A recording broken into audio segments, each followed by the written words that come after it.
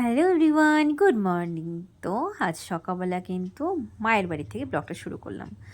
আর অনেক দেরিতে ঘুম থেকে উঠেছি, প্রায় 9টা বাজে। কিন্তু শ্রুতিরাজ কিন্তু আমার অনেক আগে ঘুম থেকে উঠে দিদিনের কাছে সব কমপ্লিট করে নিয়েছে, ফ্রেশ হয়ে নিয়েছে।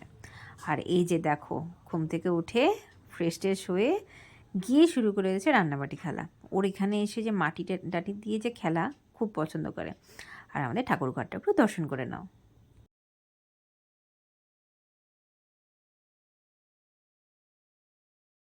ঘর সংসারে কাজ করতে কিন্তু প্রতিটা বাচ্চাই খুব ভালোবাসে, আর আমার শ্রুতিরাজও খুব ভালোবাসে। দিদির বাড়িতে এসে এটা যদি জলপাইগুড়ি তো করতে পারে না, এখানে এসে যত আবদার ঘর মোছার, খুব সুন্দর মোছে। দেখো দরজা জল না কি সুন্দর মুছছে।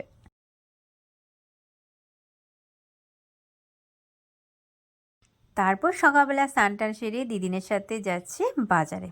বাজারে না, ঠিক মন্দিরে যাচ্ছে, কালীমার মন্দিরে। মা হচ্ছে আজকে শ্রুতিরাজের বাবার জন্মদিন, তো সেই জন্য মা যাচ্ছে একটু মন্দিরে ওর বাবার জন্য পুজো দিতে।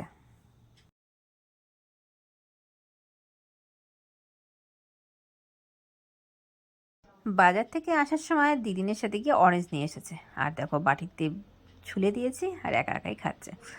আগে একটু রস করে দিতে হতো, এখন দেখি সব কিছু একা একা খাওয়ার অভ্যাস হয়ে গেছে। বড় হচ্ছে, সেটা তো হবেই, তাই না? তারপরে দুপুরবেলা চলে এসেছিলো আমাদের ভোগ। আসলে ময়নামা মন্দিরে হচ্ছে সকালে গিয়ে পুজো দিতে হয় সকাল 10টার মধ্যে, আর ভোগ আনতে হয় দুপুরবেলা গিয়ে 1টার পরে গিয়ে ভোগ আনতে হয়। তো মা আবার গেছিলো, সুধীরাজকে নিয়ে গেছিলো, মা আবার নিয়ে আসলো ভোগ। আজকে ভোগে ছিল খিচুড়ি প্রসাদ, আর অন্যদিন অন্নপ্রসাদও হয়।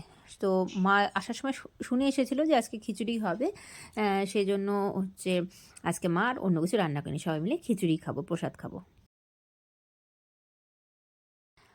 তারপর সন্ধ্যেবেলা হচ্ছে শ্রুতিরাজ একটু আবদার ছিল, বলছিল অনেকদিন ধরে চাউমিনের কথা বলছিল। আর এখানে আসলে চাউমিনটা আমি মাঝে মাঝেই বানাই। তো ওই দেখো সন্ধ্যাবেলা চাউমিন বানাচ্ছি, আর বেশি করেই বানাচ্ছি, কারণ হচ্ছে এখানে আসলে আমার সবাইকে একটু দিতে হয়। মানে আশেপাশে আমার ভাইরা আছে, তারাও আমার হাতের এই চাউমিন খেতে খুবই ভালোবাসে, সবাইকে দিতে হয়।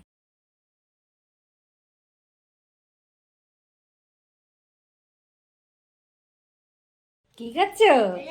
চাও চাও ম্যাগি? ওই চাও না, কেমন হয়েছে বাবা? হ্যালো, পেটে চলে গেছে? খাও, টেস্টি টেস্টি, ইয়াম্মি। আলে বাবাটা